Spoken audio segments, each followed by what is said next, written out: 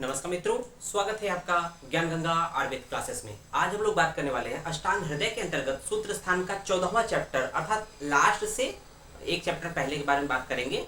उस चैप्टर का नाम है द्विविध उपक्रमणी अध्याय। जैसा कि चैप्टर देख रहे होंगे, द्विविध उपक्रमणी अध्याय। द्विविध मतलब दो प्रकार की, द्विविध विध मतलब प्रकार, टाइप। दो प्रकार की क्या होती है? उपक्रम, उपक्रमणी मतलब उपक्रम, उपक्रम उपक्रम का मतलब क्या होता है? चिकित्सा। तो यहाँ पर दो प्रकार, इस चैप्टर में हम लोग को पढ़ना क्या है? दो प्रकार की चिकित्सा या ट्रीटमेंट के बारे में पढ़ना है। दो प्रकार की चिकित्सा कौन कौन सी होती हैं? तो थोड़ा सा इंट्रोडक्शन के पॉइंट ऑफ व्यू जान लेते हैं। वो होती है, पहला होता है संतर्पण, दूसरा होता है अपतर्पण। संतर्पण को हम लोग उसके जो सिनोनिम्स होता है उसका मीनिंग्स होता है कि वृंहड़। संतर्पण का मतलब खा पीकर मोटा करना, वृंहड़ मतलब हेल्दी बनाना, अपने शरीर को स्वस्थ करना। जैसे दुबले पतले लोग हैं, खा पी के उसको और हेल्दी बना लेते हैं, दैट इज कॉल्ड संतर्पण, दैट इज कॉल्ड वृंहड़। और दूसरा है बहुत ही दुबले, बहुत ही मोटे व्यक्ति हैं, बहुत बहुत आराम से बैठे हुए हैं, शरीर फूल गया है खा खा के, तो उन व्यक्तियों के लिए चिकित्सा होती है अपतर्पण। अपतर्पण मतलब लंघन, शरीर में लघुता उत्पन्न करना, अर्थात शरीर को स्वस्थ की तरफ लाना। बहुत जो ओबेज पर्सन होते हैं, ओबेसिटी से परेशान लोग होते हैं, उनको नॉर्मल हेल्थ की तरफ लाना, नॉर्मल लंघन कराकर जो है शरीर में लघुता उत्पन्न करता है, दैट इज कॉल्ड अपतर्पण या लंघन। तो उसके बारे में हम लोग बात करेंगे। तो इस पूरे चैप्टर में हम लोग को 3 पॉइंट पढ़ना है। पहला पॉइंट है कॉन्सेप्ट ऑफ लंघन वृहड़, दूसरा है कॉन्सेप्ट ऑफ शोधन समन, तीसरा है अति स्थौल्य और अति कृष्ण। यही 3 पॉइंट पढ़ना इस चैप्टर में। इस लेक्चर में हम लोग ने 2 पॉइंट को हम लोग व्याख्या कर देंगे, और इसका जो लास्ट लेक्चर होगा वो हम लोग का इस 14वां का तीसरा पॉइंट होगा अति स्थौल्य और अति कृष्ण के बारे में। तो यहाँ पर देखेंगे कॉन्सेप्ट ऑफ लंघन और वृहड़। कॉन्सेप्ट ऑफ लंघन और वृहड़, तो लंघन का हम लोग ने अभी बताया कि जो चिकित्सा दो प्रकार की होती है, एक संतर्पण, एक अपतर्पण। संतर्पण को हम लोग वृहड़ बोलते हैं, अपतर्पण को हम लोग क्या बोलते हैं? लंघन बोलते हैं। तो कहीं ना कहीं इसी से रिलेटेड है। लंघन का मतलब शरीर में लघुता उत्पन्न करना, जो हैवी पर्सन है, जो बहुत ओबेज पर्सन है, उनको इस तरह से आहार विहार देकर, औषधि देकर शरीर को थोड़ा सा मतलब उसके वेट को कम करना, उस शरीर को स्वस्थ की तरफ लाना, दैट इज कॉल्ड लंघन। और जो बहुत ही दुबले पतले व्यक्ति होते हैं उनको खिला पिलाकर खूब दूध दही रबड़ी या जो भी चीजें हैं आहार विहार या औषध के द्वारा उनको शरीर को स्थूलता उत्पन्न करना या शरीर में भारीपन उत्पन्न करना, दैट इज कॉल्ड वृहड़ या संतर्पण। तो आइए देखते हैं आचार्य वाग्भट ने किस तरह से एक्सप्लेन किया। जितनी बातें हमने बताई है यही बातें हैं। अब यहाँ पे देखेंगे उपक्रमस्य ही द्वित्वाद द्विधय उपक्रमो मत एकः संतर्पणस्तत्र द्वितीयाश्च अपतर्पण वृहणे लंघनश्चेति तत्पर्याय उदाहृतो वृहणं यत् वृहत्वाय लंघनं लाघवाय यत् देहस्य भवतः प्रायो भौम आप इतरश्च ते। तो ये 4-5 लाइन का श्लोक है, पूरा कॉन्सेप्ट ऑफ लंघन वृहड़ को एक्सप्लेन कर रहा है बच्चों। इस श्लोक में एक एक लाइन में अर्थ छिपा हुआ है। हम लोग एक एक पॉइंट को, एक एक अर्थ के पॉइंट को तोड़ते हुए बात करेंगे। तो देखेंगे उपक्रमस्य ही द्विताद द्वित्वाद, उपक्रमस्य, उपक्रमस्य ही द्विताद। उपक्रम में क्या होता है? 2 प्रकार के होते हैं। तो उपक्रमस्य या उपक्रम में होता क्या है? उपक्रम देखेंगे, उपक्रम मतलब क्या होता है? तो यहाँ पर दिया हुआ है जिसकी चिकित्सा की जाती है। तो उपक्रम्य, ध्यान दीजिएगा, उपक्रम्य आधा म यह है। तो उपक्रम में मतलब जिसकी चिकित्सा की जाती है। वो कितने प्रकार के होते हैं? जिसकी चिकित्सा की जाती है, अर्थात उपक्रम में 2 प्रकार के होते हैं। तो इसलिए कह रहा उपक्रमस्य ही द्वित्वाद, अर्थात उपक्रम अर्थात जिसकी चिकित्सा की जाती है वो 2 प्रकार के होते हैं। कौन कौन से? अभी तो इसको देखेंगे। तो ये स्थूल और कृश होती है, अर्थात एक कृश व्यक्ति होता है, एक स्थूल व्यक्ति होता है। तो यहाँ देखेंगे उपक्रमस्य ही द्विताद, जो जिसकी चिकित्सा की जाती है वो 2 प्रकार के होते हैं। उसी के बेसिस पे अगर जिसकी चिकित्सा की जाती है तो जो उसी के बेसिस पे चिकित्सा भी 2 प्रकार का होगा। इसलिए बोला द्विधय वो उपक्रमों, 2 प्रकार के उपक्रम भी होते हैं। तो उपक्रम अर्थात चिकित्सा भी 2 प्रकार की होती है। जिसकी चिकित्सा की जाती है वो व्यक्ति 2 प्रकार के होते हैं। तो उस पे जो अप्लाई जो ट्रीटमेंट है अर्थात चिकित्सा वो भी 2 प्रकार की होगी। इसी तरह देखेंगे ये जो चिकित्सा है उपक्रम है, हम लोग उपक्रम के बारे में देख रहे हैं। एक संतर्पण, इसमें जो चिकित्सा है अर्थात उपक्रम, उपक्रम का मतलब क्या है? चिकित्सा। उपक्रम मतलब चिकित्सा, ठीक है ना। ये चिकित्सा उपक्रम 2 प्रकार की होती है। एक संतर्पण तत्र, एक इसमें संतर्पण होता है द्वितीयश्च अपतर्पण, दूसरा क्या होता है अपतर्पण होता है। तो यहाँ देखेंगे चिकित्सा दो प्रकार की होती है, एक संतर्पण दूसरा अपतर्पण होता है। अब देखेंगे इसके बाद कि वृंहणो लंघनम चेति तत्पर्याय उदाहरतो, तो वृंहण और लंघन क्रमशः संतर्पण और अपतर्पण के पर्याय होते हैं। तो सबसे पहले क्या एक्सप्लेन किया गया, संतर्पण, उसके बाद क्या आता है अपतर्पण, उसी तरह से पर्याय भी आएंगे। संतर्पण का पर्याय वृंहण होता है, जबकि जो अपतर्पण का पर्याय लंघन होता है।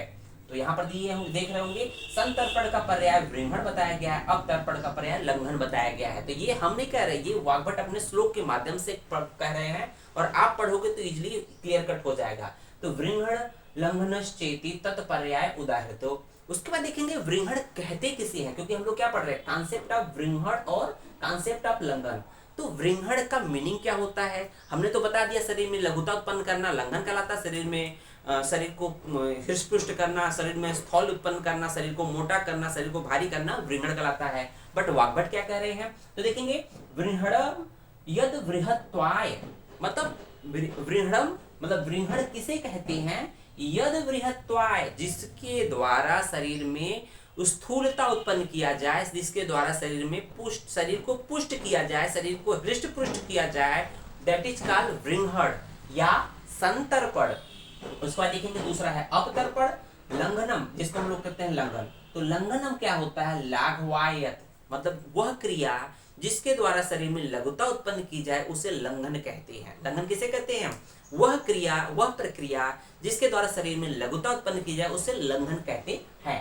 तो ये हो गया आपका वृंहण और लंघन। अब बात करते हैं कि जो वृंहण द्रव्य होते हैं, जो वृंहण काम करने वाले जो औषध या द्रव्य होते हैं, या लंघन या जो लघुता उत्पन्न करने वाले अर्थात लंघन जो द्रव्य होते हैं, उनमें किस महाभूत की प्रधानता होती है।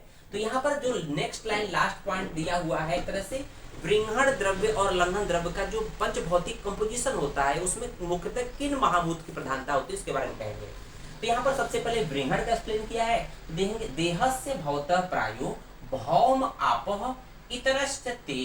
तो यहाँ पर भौम और आतप ये किसके लिए है, वृंहण के लिए है। तो ये क्या है, वृंहण के लिए है, वृंहण के लिए।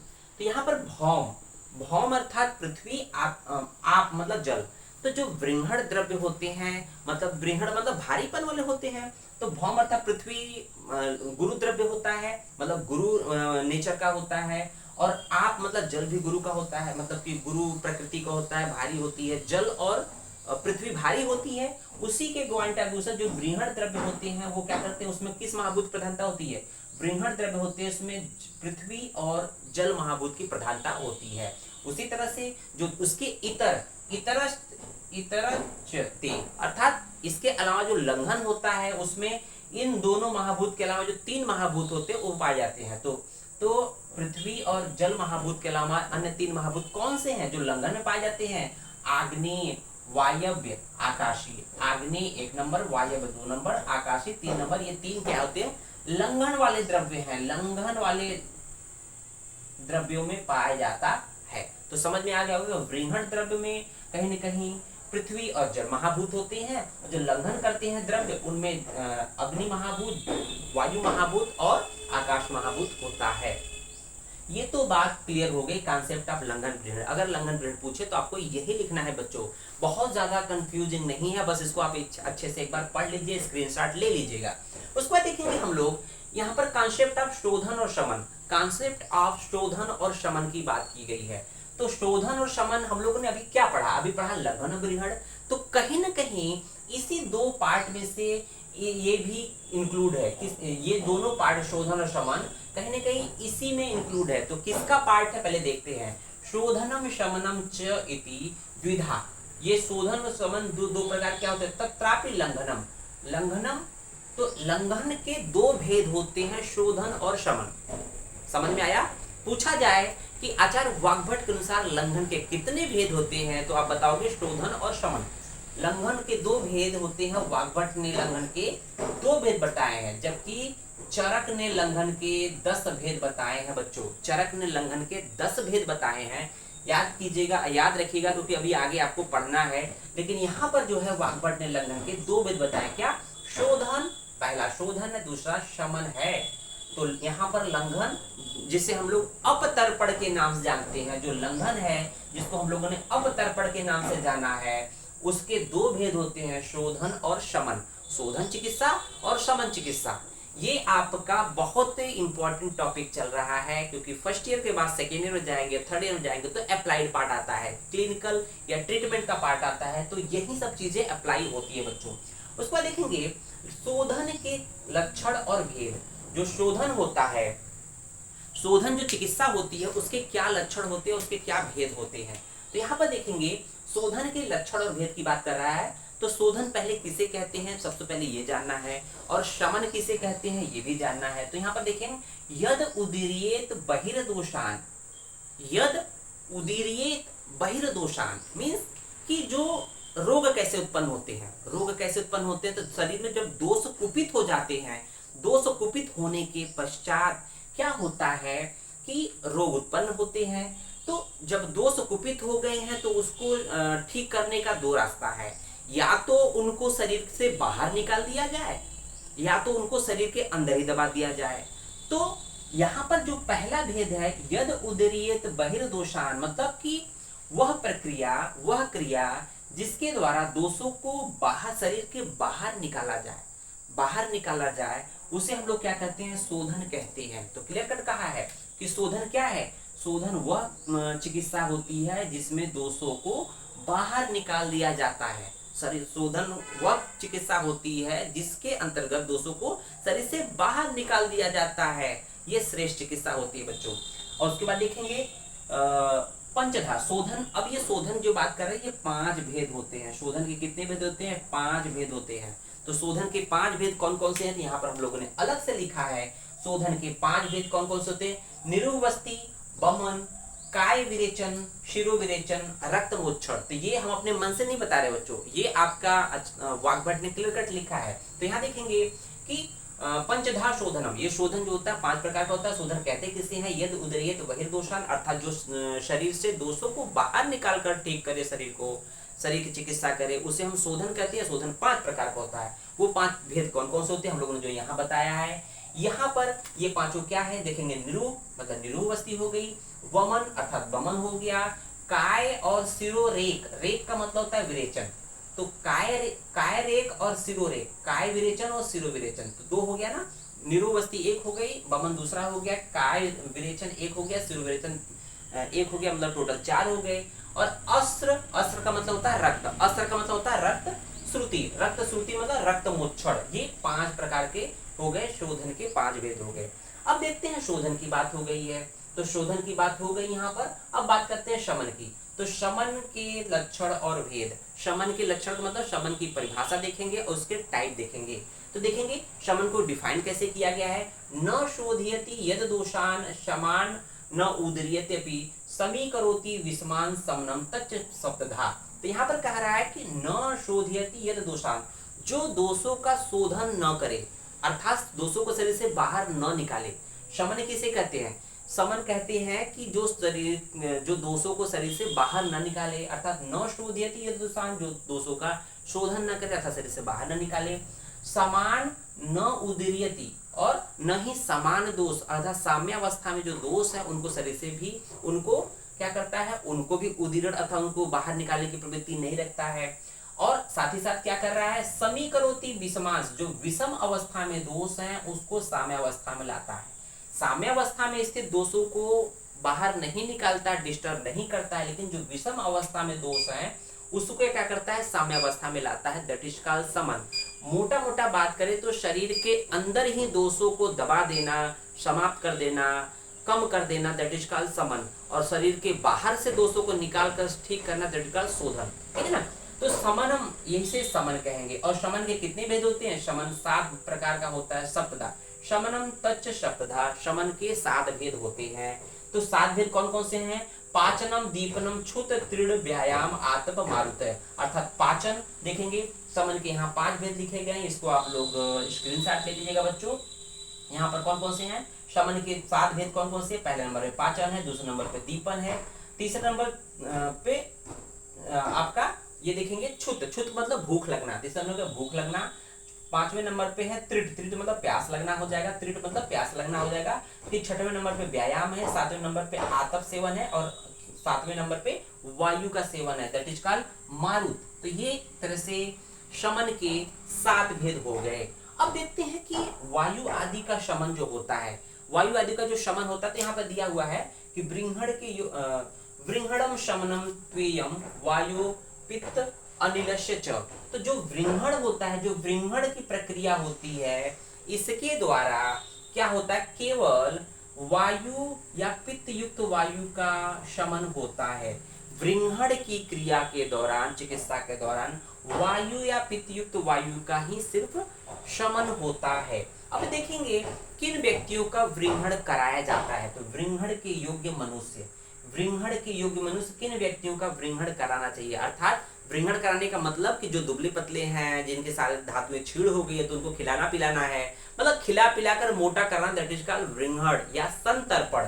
तो यहाँ देखेंगे, पढ़ने से समझ में आ जाएगा कि वृंहणयेत, किनका वृंहण कराना है। वृंहण एक व्यक्ति कौन है, व्याधि वैसज्य मध्य स्त्री शोक कर्षिका, अर्थात जो कृश हुए हैं, दुबले पतले हो गए हों, किस मतलब ऐसे व्यक्ति जो दुबले पतले हो गए हों, किन क्रिया के द्वारा, अत्यधिक मात्रा में मतलब कि व्याधि के होने से व्यक्ति कृश हो गए हों, या अत्यधिक मात्रा में औषधि के सेवन करते करते व्यक्ति पतला दुबला हो गया हो, उसका वृंहण कराना चाहिए, या जो मध्य का अत्यधिक मात्रा में सेवन करने की वजह से पतला हो गया हो, उसका वृंहण कराना चाहिए, या जो स्त्री या शोक की वजह से या दुखी रहने की वजह से दुबले पतले हो गए हों, उनका क्या करना चाहिए, वृंहण कराना चाहिए। उसके बाद देखेंगे हम लोग कि भार, अर्थात जो बहुत अधिक मात्रा में भार का वहन करती हैं, जो मतलब बहुत ज्यादा पैदल चलते हैं, या फिर छत की वजह से जो इसका छीड़ हो गया हो, उनका वृंहण कराना चाहिए। साथ ही साथ जो व्यक्ति रुक्ष होते हैं, जो दुर्बल होते हैं, जो वात प्रकृति वाले होते हैं, या गर्भवती स्त्री होती है, या सूतिका प्रसूता स्त्री होती है, जन्म डिलीवरी के बाद की स्त्री को प्रसूता बोलते हैं, ठीक है ना। तो गर्भवती मतलब कि बिफोर डिलीवरी, और after delivery that is called सूतिका, तो प्रसूता भी बोलते हैं।